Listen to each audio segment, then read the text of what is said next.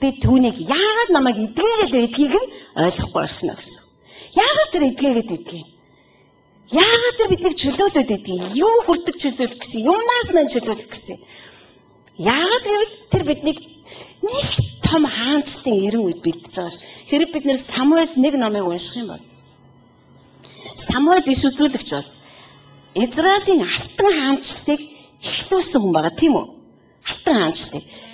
Израилийн алтан хаанчлал хэзээ явагдсан бэхээр Соломоны хаанчлалын үеийг Израилийн алтан хаанчлалын үе гэж хэлдэг. Шууд Соломон руу Самуэль ард түмнийг дагуулж ороогүй.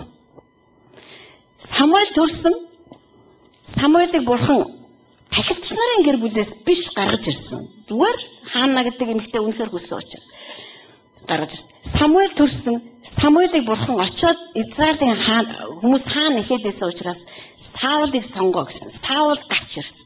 Саул ч гэсэн алтан хаанчлал байгаагүй. Гэхдээ тэр алтан хаанчлал руу орох хаанчлалын ихэн байсан. Тэгэхээр миний хэлэх гээд байгаа Саулын дараа Давид гарч ирж байгаа тийм үү? Давид бол жинхэнэ алтан хаанчлалын суурийг тавьж өгч ирсэн. Тэгээд тэр хүүдээ хаанчлалаа дамжуулж өгөхөд Соломон бол Израиль урд хожид хизээж хаанчилж байгаагүй тийм хүчрхэг хаанчлалаар бурхантай хамт хаанчилж байсан. Алтан хаанчлалын үед юу болж байсан бэ гэхээр Самуэль Израилийн ард түмнийг энэ одоо энэ чинь бараг 3 үе явчихад байгаа байхгүй тийм Саулын хаанчлалын үе, Давидын хаанчлалын үе, тэнгуүтэй Соломоны хаанчлалын үе явчихад Самуэлээр дамжаад бурхан өөрийнхөө ард түмнийг бэлдэжсэн хаанчлалын эрен үед. Та хоёр хаанчлал руу орох үеийн хүмүүс байгаа байхгүй. Тийм учраас бурхан өнөөдөр биднэрт эцсийн цагийн мөн чанарыг ойлгуулахыг хүсэж байна. Тэгээд тэр биднээсийг бэлтгэхийг хүсэж байна. Тийм учраас тэр таныг урд өдрүүдэд өрөөж ирсэн. Тэр таныг чөлөөлж ирсэн. Тэр таныг эдгэж ирсэн. Тэр таны бүх гуйлд хүсэлтэнд хариулж ирсэн. Шалтгаан нь та бидний хаанчлалтаа зориулаад тэр бэлдэж байсан учраас. Түүнээс бид нар эдгээгээд байдаг учраас би ямар азтай байсан. Ийм бурхантай авах мод өгөхгүй гэдээ явах биш. Яагаад гэвэл амьд явхад учир байдаг тийм үү? Муу явхаар сайн өгөх. Тийм учраас бидний бурханд зориг байдаг юм аа. Мөн чанарыг нь ойлгох юм бол та эцсийн цагийг баярлан хүлээж авах. Эцсийн цаг бол сүйрлийн цаг биш. Мэдээж сүйрлийн цаг. Гэтэ энэ бол ёрын үе сүйрж дуусахын эхлэл. Дараад нь бурхны хаанчлалаар бас их том ойлголт. Сүм босч ирэх цаг. Сүм хаанчлах цаг.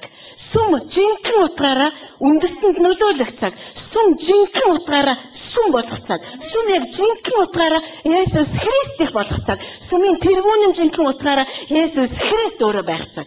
Дараад нь Есүс бидний энийг ишлэлээр бүгдийг гаргаж ирнэ.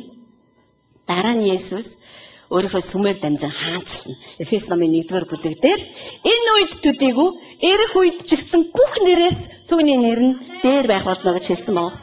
Тэгэхээр бид нар тийм сайхан зааг завсрын үед бурхны онцгой зорилгоор бэлтгэгдэж байгаа хүмүүсээ гэж бид нар ойлгох.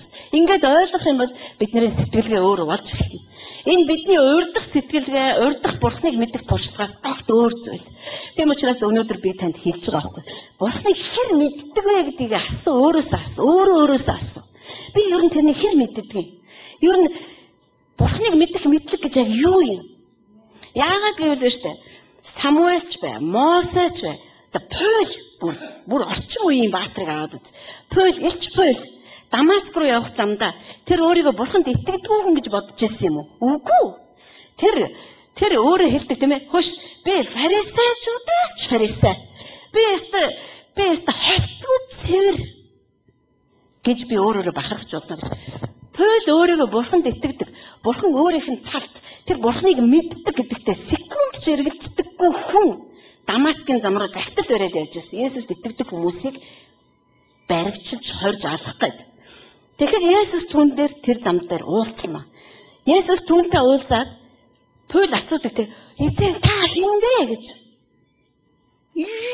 Бурхныг мэддэг гэдэгтээ 100% итгэдэг Паул та хэн бэ гэсэн байгаа байхгүй. Хөөе таньнэ. Та хэн бэ? Бид нар бол тэгэхгүй ш. Мэднэ. Мэднэ наадах заалгацсан.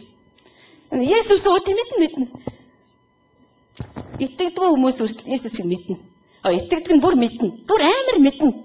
Харин өнөөдөр бидний өмнө нэг уулзалт байгааг та бити мартаарай. Тэр өдөр бид нар яах вэ гэхээр Тэр өдөр бидний 2 хөл шууд ажиллагаанаас гараад унаад хаа байгаа газараа жорлон морлон те хааны мэдгүй хаан тэр бидэнтэй уулзах юм. Яа тэгэл Паулийг хүмүүсийг алж хятахаар загтал бариа явж байхад нь Есүс уулзсан ба. Та нарын яриад байгаа Есүс бол худал. Тэр Месая чи ирээгүй байгаа. Аврагч ирээгүй байгаа. Тийм учраас та нар худлаа ярьж байгаа учраас та нар бүгдээр ингэж баривчлаад тэ тушаагаад алах болно гэдэг үгтэй захиаг бариа явж байхад Есүс таны өмнө гарч ирсэн. Тэгэхэд Паул түүнээс "Оо, сайн уу? Мэдхий байх ч таныг чинь гээгүй. Хинбэ? Та хинбэ? Хүс би уг нь мэддэг гэж бодсон чинь хийн та." Тийм учрлууд бидний хүлээж шоконд оруулах учрлууд. Бид нар түүнийг ерөөсөө мэддэггүй байсан юм байна гэж ойлгох. Тийм учрлуудыг Бурхан бидэнд бэлддэг. Бид нар яагаад бардан байдаг? Яагаад гэвэл бид нар үргэлж мэддэг гэж хэлдэг учраас. Наадах чи мэднэ. Өө тийм мэднэ. Тэгээд тэр сувдаа тэгээд зааж ирсэн. Харин та нэг өдөр түүнтэй уулзах. Та хэн бэ? Би таныг танихгүй юм байна. Паул үнэн шоконд орсон учраас түүний биед хүртэл тэр шок нөлөөлсөн нь. 2 минутанд сохорсон шүү дээ. 3 хоногийн турш. Оюун санаа тас сохорсон гэж би бүрэн итгэлтэй. Яг л Паулийн загтлууд шинэ гэрээний ихэнх намыг дүүргэсэн байдаг. Тийм хувьсэл оюун санаан дотор нь хийгдсэн мөн. Бид нар түүний загтал дотроос ах дүүсээ. Би өстө нэрээ архинаас гарах гэж 80 зовлоо шүү дээ. Эцсийн бүлэгт би сая л нэг чөлөөлөгдөв. Гэх мэт юм тэр юроос ярьдгүй байсан. Түүний Бурхантай уулзсан уучрал нь бүр дэндүү хүчтэй байсан учраас сад бил амьдрал нь бүр зүгээр л 180 градус эргэсэн. Тэр юутаач тэмцэлдэх шаардлагагүй болсон. Ямар ч гэр нүгэлтэйг ингээд тэмцэлтэй энэ танхиг батчихсан ямар гэсэн амар гоё харагдаад байх юм. Ямар ч бид нар Бурхантай уулздаг учраас бид нар түүний нүрийг ирдэггүй учраас өнөөдөр хүртэл бид нар урагшаа ялахгүй хойтхоо ухаал. Би сая нэг эмэгтэйтэй ярьжсэн тэр эмэгтэй надад гэсэн байхгүй. Сумынх нэг хүн гин дунжээ. Тэр эмэгтэй надад тэгж байгаа. Их гайхчээ, их цочирдож. Яагаад тэгсэн болоо гэж. Тэр эмэгтэй надад тэгсэн. Энэ яг тэр утам данжсан гимээс нь болсон байхаа гэж. Ер нь бид нар ингэж ярихаа болох цаг болсон юм байгаа шүү. Яагаад дандаа өөрийгөө хийсэн гимийг тийш чихтэй ер нь. Надад ч гэсэн амар өвгдээс би өө яриул. Би мэдэхгүй зарим байгаа. Гэтэ өнөөдөр би хим хийсэн нь хөөрхийн миний эмээ өвөгийн юу мэдээж хэрэг би Есүст итгээгүй бол хэрэг тэр миний хараалыг загалмай дээр хатаагүй бол энэ мэдээж үр дагавар шууд надад тусна. Гэтэ Паул ерөөсөө тэр шилээгөө. Паул юу гэж би нэг зүйлийг хийдэг. Би хартаа мартаад угсаал явдаг. Дээшээ чиглэсэн дуудлагыг үтсдүүлэхийн тулд би угсаад. Хүш хэн биднийг хойтгоо самраад байгаа гэсэн юм. Хэн биднийг урдгай самраа суугаад ирсэн. Ариун сүнснээс асуугаад гэсэн чи ариун сүнс чиний Чингис хааны үедх өвөө чинь гэсэн. Тэгээд бид нар тэгээ суугаад ивэл яах вэ тамина. Тэг хэддэх өвөө хаан хэнийг алаад тэ Туркменстанд одоо хэний гэр бүлийг оронгоор нь хүс тэмдрээ сууж ирснийг би ариун сүнснээс асуугаад мэдээж ариун сүнс бүгдийг мэдэн тэр надад ярьж өгнө.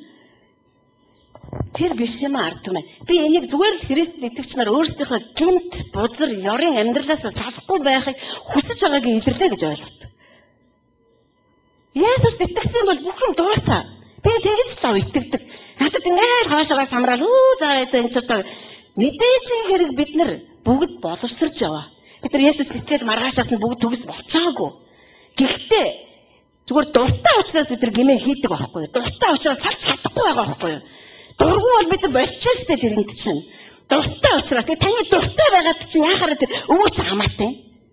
Яа та Есүсийн цуснд итгэсэн учраас Есүсийн мөн чанар таны дотор орж ирсэн байхгүй юу? Тэр мөн чанарыг та өсөхгүй байгаа юм чинь хуучин хүний чинь мөн чанар ажиллахгүй өрхний мөн чанар ажиллах юм бэ.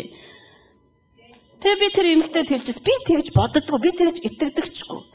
Энэ бол зүгээр өөрийгөө өмөрөх шалтгаан гэж би боддог. Хүн үнэхээр аврагдсан юм бол, хүн үнэхээр Есүсийн цуснд найдсан юм бол, хүн үнэхээр загалмай дээр учирсан юм бол, хүн үнэхээр загалмай дээр одоо exchange тийм ээ, бүр солилцоо хийсэн юм бол юу яриад байгаа юм? Ийм байх ёсгүй юм аа. Би энийг гаж сургаал гэж юус бодохгүй. Библиэлд улаан цанд гэж үзсэн. Паул. Би зөвхөн ардхан мартаад урагшаа явахыг л боддог. Яагаад гэвэл бид нарт мартах хэрэгтэй.